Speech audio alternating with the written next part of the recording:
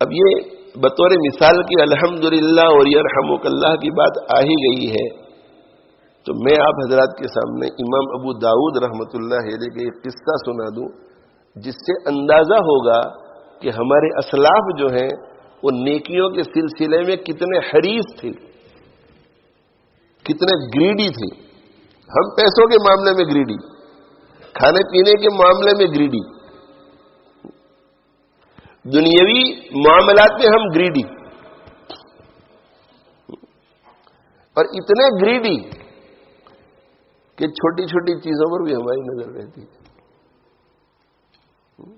اگر 25-50 کا مجمع ہو اور کہیں سے کھجوروں کی ایک تھیلی آ جائے، اور جس کے لیے وہ کھجور کی تھیلی آئی ہے وہ اگر ایسا کہے کہ وہ سب میں بانٹ دو، تقسیم کرو، تو یہاں سے تقسیم ہونا شروع ہو تو ادھر والے یوں دیکھیں گے کہ یہاں تک پہنچے گی کہ نہیں۔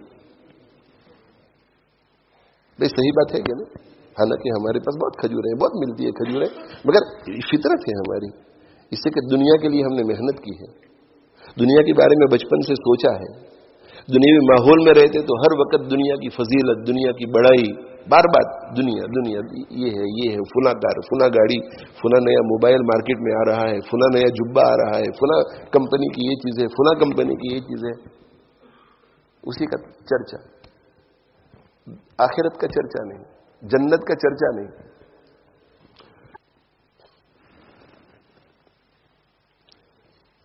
تو امام ابو داؤد رحمۃ اللہ علیہ یہ ہمارے پیارے آقا صلی اللہ علیہ وسلم اور صحابہ کرام رضوان اللہ تعالی علیہ مجمعین کے سچے جانشین تھے، سچے جانشین، ان کے سامنے بھی آخرت تھی۔ امام ابو داؤد رحمۃ اللہ علیہ ایک مرتبہ سفر کر رہے ہیں،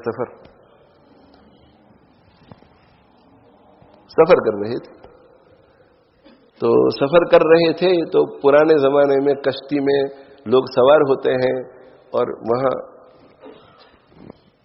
سی شور پر، سمندر کے کنارے پر سب ان کے رشتہ دار ہوتے ہیں، وہ خدا حافظ کہتے ہیں، اللہ حافظ اللہ حافظ، جا رہے ہیں فی امان اللہ، کشتی لنگر اٹھاتے ہیں، اینکر اٹھاتے ہیں، پیچھے چلتی ہے کشتی، تو سب اللہ حافظ اللہ حافظ اللہ حافظ، دھیرے دھیرے یوں کر کے کشتی چلی جاتی ہے۔ اب یہ کشتی چلی، اور یہاں سمندر کے ساحل پر ایک صاحب کھڑے تھے، ان کو چھینک آئی، اور چھینک آئی تو ایک ساتھ ہو رہا ہے نا، ادھر چھینک آ رہی ہے اور یہ الحمدللہ کہہ رہا ہے، اور ادھر کشتی چھٹی اور جا رہی ہے، تو اسے چھینک آئی، اس نے الحمدللہ کہا، اتنی دیر میں کشتی اتنی دور چلی گئی کہ امام ابو داؤد کشتی میں تھے، وہ یرحمک اللہ نہیں کہہ سکے۔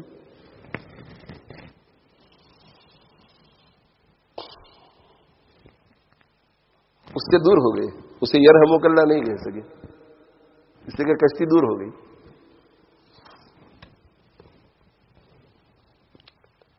تو کیا طریقہ ہوتا تھا اس زمانے میں سفر کا، کہ کشتی جب چلی جاتی تھی تو سمندر کے اندر کچھ جانے کے بعد پھر دوبارہ رکتی تھی، تو یہ اس لیے وہ چلی جاتی تھی کہ بھئی یہ سب الوداع کرنے میں دیر بہت لگاتے ہیں، کوئی کشتی میں بھی چڑھ جاتا ہے، اسے پھر اتارنا پڑتا ہے، تو کہ چلو اس سے تو فارغ ہو گئے، پھر لنگر ڈالتے ہیں وہ اینکر، اور کشتی رکتی ہے، اور رکنے کے بعد پھر سب کو موقع دیا جاتا ہے کہ بھئی کوئی کسی چیز کو بھول تو نہیں گیا ہے،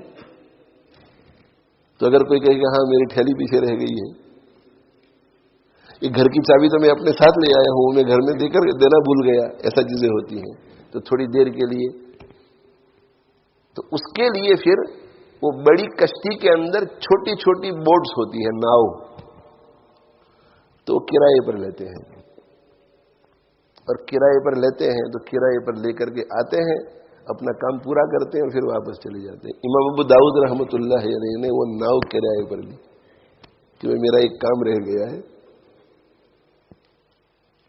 تو وہ کشتی میں سے اترے، وہ چھوٹی ناؤ میں، بوٹ میں، اور بوٹ میں اتر کر کے کنارے پر آئے، اور کنارے پر آ کر کے وہ جو مجمع تھا اس میں ڈھونڈا اس آدمی کو جس کو چھینک آئی تھی، اور اس سے کہا کہ یرحمک اللہ،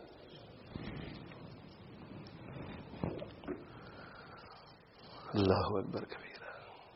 یعنی سوچئے نا کتنا مشکل کام، کتنا مشکل کام.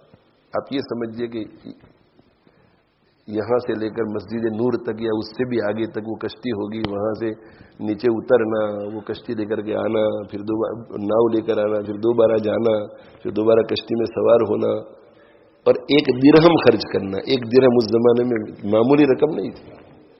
1 درہم خرچ کیا. رات کو سو گئے امام ابو داؤد رحمۃ اللہ علیہ، اور خواب دیکھا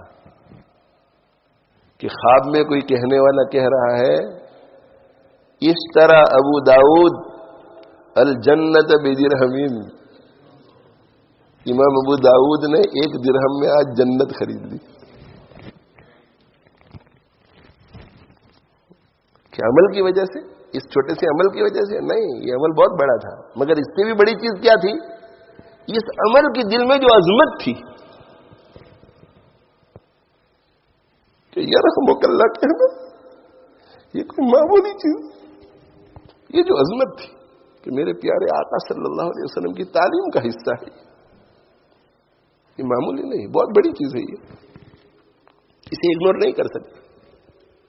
اس کے لیے یہ قربانی کچھ نہیں ہے، یہ اتنی بڑی چیز ہے کہ یہ قربانی کچھ نہیں. اگر کسی کے 50,000 روپیے رہ جاتے تو وہ لینے کے لیے جاتا کہ نہیں 1 درہم خرچ کر کے؟ تو 50,000 روپیے کی کیا حیثیت ہے اس یرحمک اللہ کے مقابلے میں؟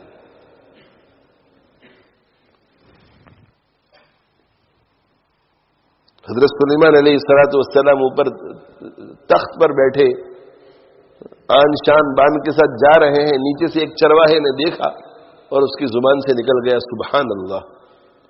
تعجب ہوا اسے کہ کیا شان ہے حضرت سلیمان کی، یا زبان سے نکل گئے اللہ اکبر. جو بھی نکلا زبان سے، وہ ہواؤں نے حضرت سلیمان علیہ السلام کے کانوں تک یہ آواز پہنچا دی اس کی چرواہی کی. آپ نے حکم کیا ہواؤں کو کہ میرے تخت کو نیچے اتارو. نیچے وہ تخت اترا. بھائی کیا تو نے ابھی کہا تھوڑی دیر پہلے؟ تو وہ گھبرا گیا بیچارہ کہ میری کوئی غلطی تو نہیں ہو گئی.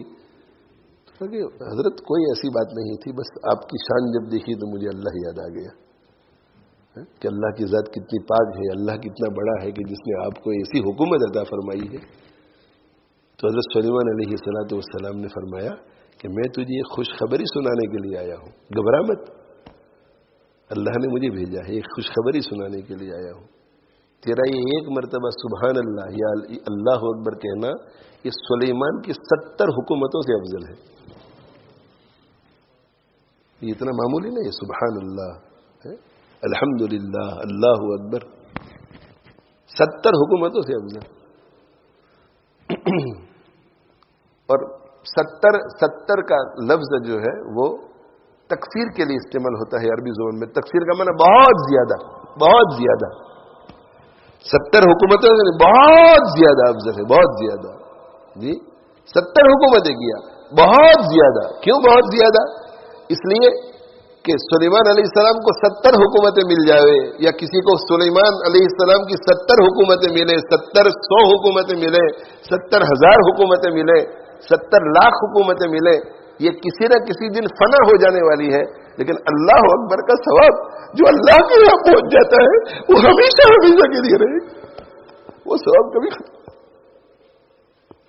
وہ کمیت کے اعتبار سے بھی اعلیٰ ہے اور کیفیت کے اعتبار سے بھی اعلیٰ ہے. کمیت کے اعتبار سے بھی اعلیٰ، کیفیت کے اعتبار سے بھی. اس کی قدر میرے بھائیوں پیدا کرو دل میں، نیکیوں کی قدر.